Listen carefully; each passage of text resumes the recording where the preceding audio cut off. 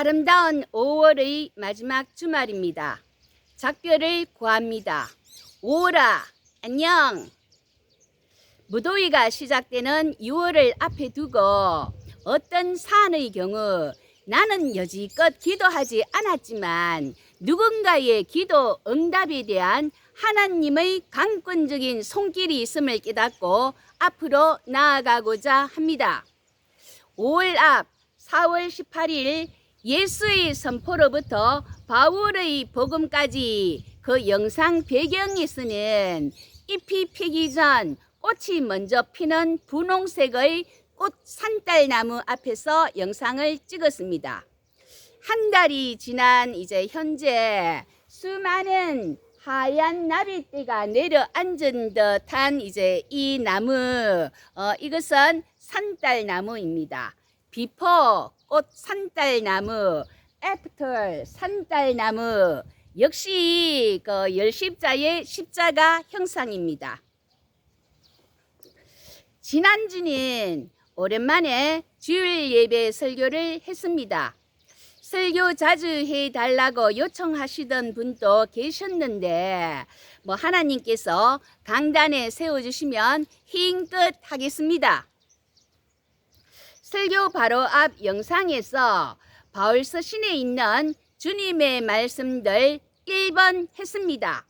바울이 예수님의 사역과 교훈들을 전달하였음을 보여주는 구절들을 알아보았습니다. 예수님의 십자가, 죽음, 장사, 부활과 그리고 부활하신 예수님께서 베드로를 시작하여 제일 마지막에 바울 자신에게까지 나타나신 일과 바울 서신에서 주님의 말씀들에 관한 언급으로 첫째, 최후의 만찬에서의 주님의 말씀, 둘째, 이혼에 관한 주님의 분부, 셋째, 복음 전하는 자에 대한 주님의 명령에 대하여 받아서 전하였다임을 분명히 하였습니다. 이어서 오늘은 김세윤의 예수와 바울, 더글라스 무의 바울 신학책을 통하여 바울 서신에 있는 주님의 말씀들 2번 시작합니다. 바울 서신에서 주님의 말씀들에 관한 언급으로 앞쪽 영상에 이어서 넷째, 예수님의 종말론적인 말씀입니다. 데살로니가 전서 4장 15절에서 17절.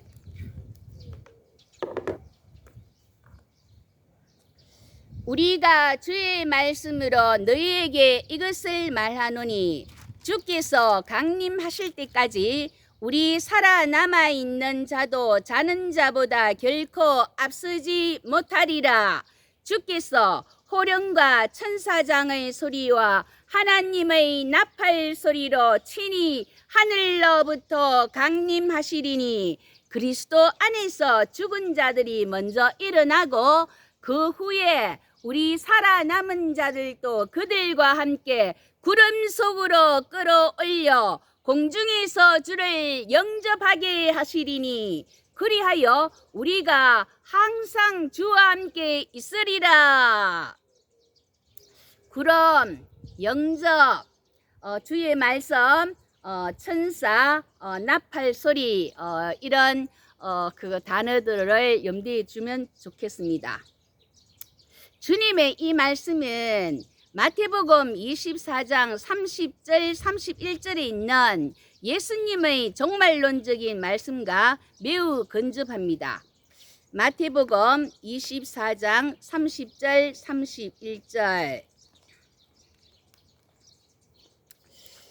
그때에 인자의 징조가 하늘에서 보이겠고 그때에 땅의 모든 족속들이 통곡하며 그들이 인자가 구름을 타고 능력과 큰 영광으로 오는 것을 보리라. 그가 큰 나팔 소리와 함께 천사들을 보내리니 그들이 그의 택하신 자들을 하늘 이 끝에서 저 끝까지 사방에서 모으니라. 역시 이제 구름, 나팔소리 천사 이렇게 언급되어 있습니다. 데살로니가전서 4장 17절에서 공중에서 주를 영접하게 에이스 아판테신 이 문구가 마태복음 25장 6절 밤중에 소리가 나되 보라 신랑 이로다 맞으러 에이스 아판테신 똑같은 문구가 등장하고 있습니다.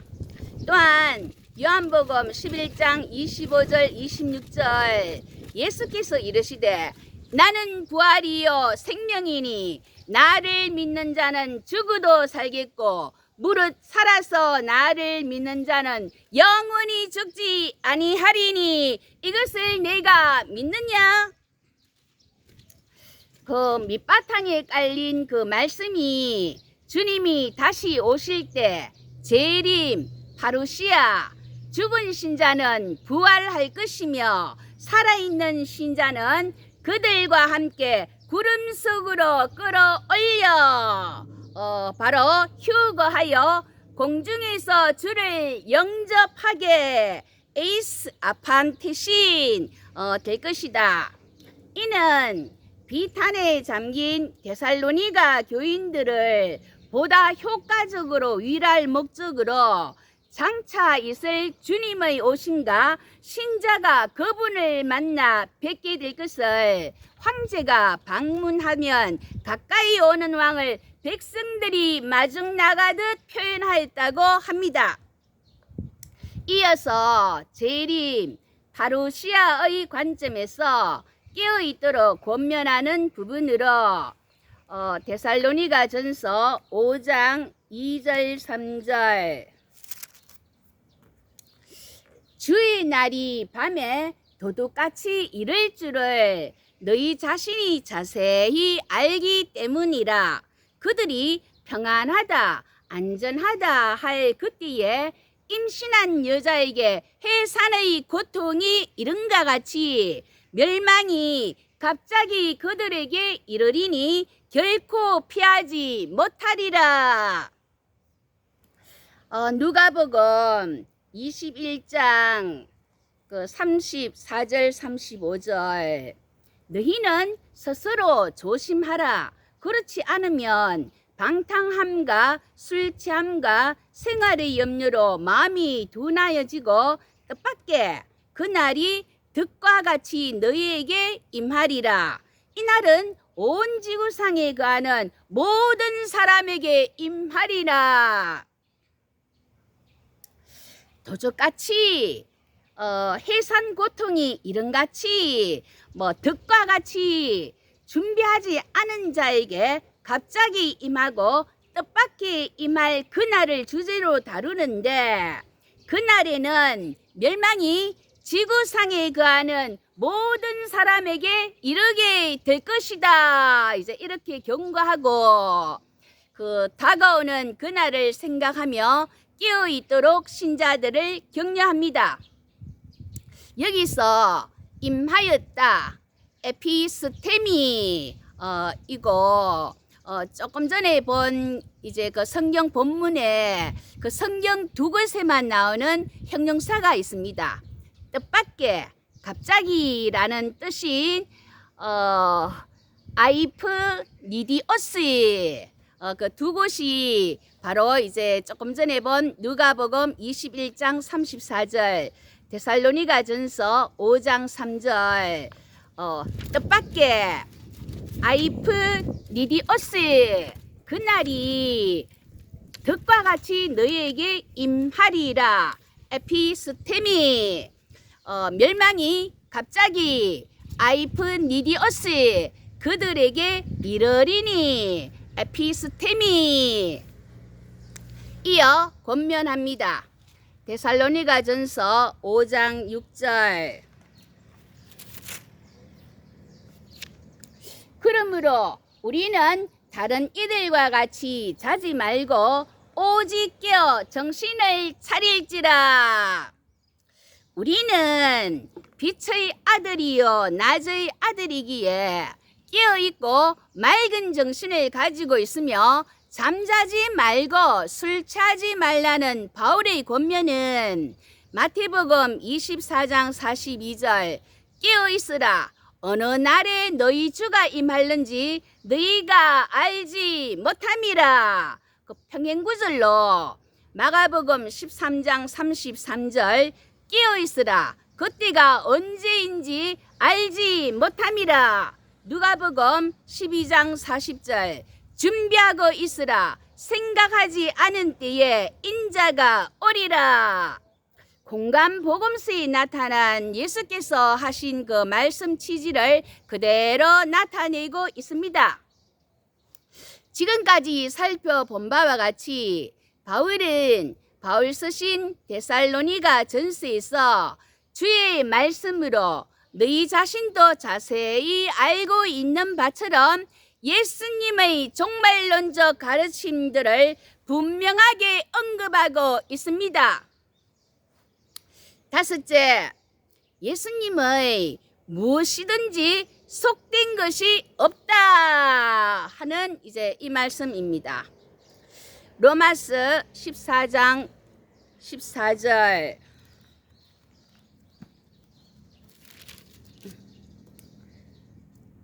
내가 주 예수 안에서 알고 확신하노니 무엇이든지 스스로 속된 것이 없으되.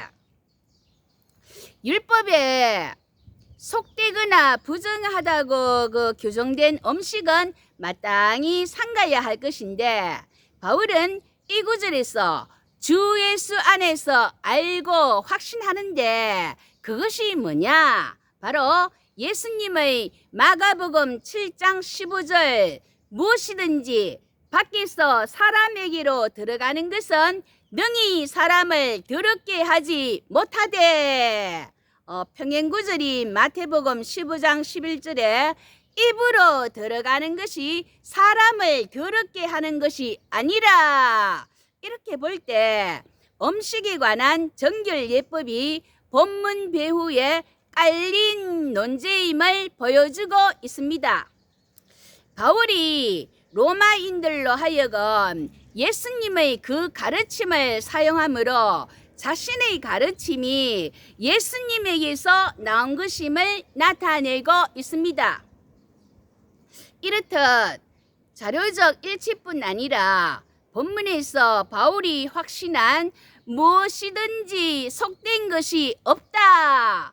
우덴 코이넌 이는 마가복음 7장 15절 예수님의 말씀 무엇이든지 더럽게 하지 못하되 우덴 코이노사이 이렇게 문자적 호응도 존재하고 있음을 알 수 있습니다. 예수의 그 가르침에도 불구하고 유대인으로 그리스도인이 된 대다수 사람은 유대교의 음식 규례 금기 전통을 하루아침에 벗어나기가 쉽지 않았습니다. 특히 바울은 안디옥에서 유대인 교회 지도자인 베드로가 이방인들과 함께 먹다가 그 예루살렘에서 사람들이 오자 할례자들을 두려워하여 먹다가 자리에서 떠났던 그 사실에 대해서 완강히 저항하기도 하였습니다. 여섯째, 예수님의 아버지입니다. 로마서 8장 15절에서 양자의 영을 받았으므로 우리가 아버지라고 부르짖느니라. 갈라디아서 4장 6절에 아들의 영을 우리 마음 가운데 보내사 아버지라 부르게 하셨느니라. 예수님 당대에 예수님을 제외하고는 그 누구도 이것을 이제 개인적인 기도 가운데 하나님에 대한 호칭으로 사용한 자가 없었다고 합니다. 여기서 이는 아버지를 강조한 아람어 표현입니다.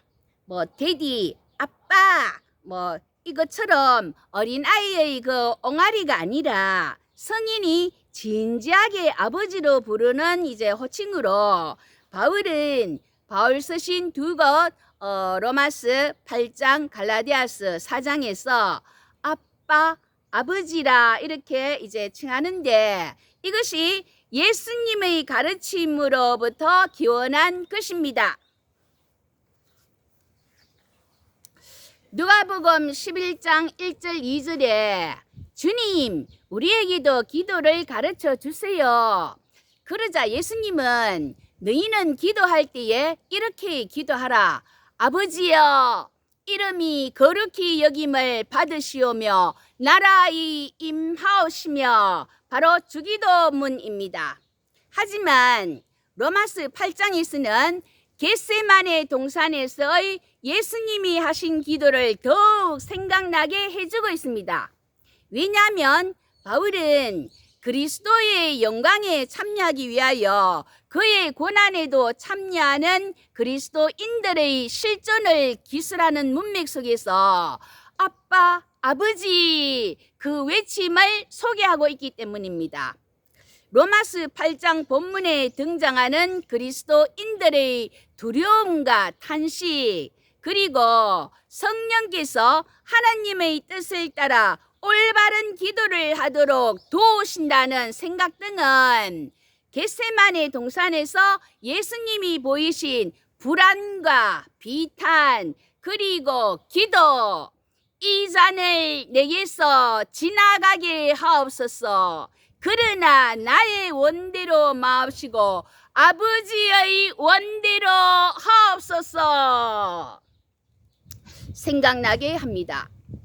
하나님의 아들 예수의 영은 믿음과 세례로 말미암아 하나님의 아들 예수 그리스도와 연합하고 그의 아들됨에 참여한 자들의 그 심령 안에 내주하시며 그들로 하여금 하나님의 아들 그 예수님이 사용한 것과 동일한 형식의 호칭 아빠, 아버지 이 호칭을 하나님께 사용할 수 있도록 하십니다. 이와 같이 로마스 8장과 갈라디아스 4장은 그 바울이 예수님의 아빠, 아버지 그 호칭의 의미 전체를 알고 있었음을 보여주고 있습니다.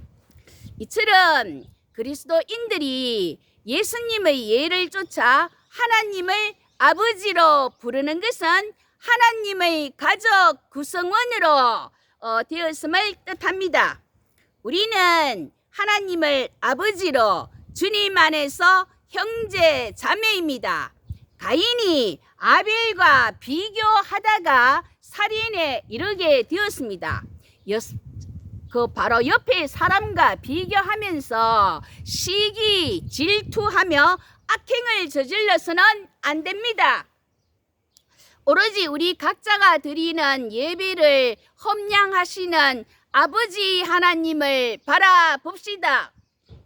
그리고 우리에게 당부하시는 예수님의 권면을 명심하고 지금은 자다가 깰 때라. 이제 우리의 구원이 처음 믿었을 때보다 가까웠기에 세월을 분별하고 오직 주 예수 그리스도로 옷 입고 나아가는 저와 여러분 되시기를 예수님의 이름으로 기도합니다. 아멘.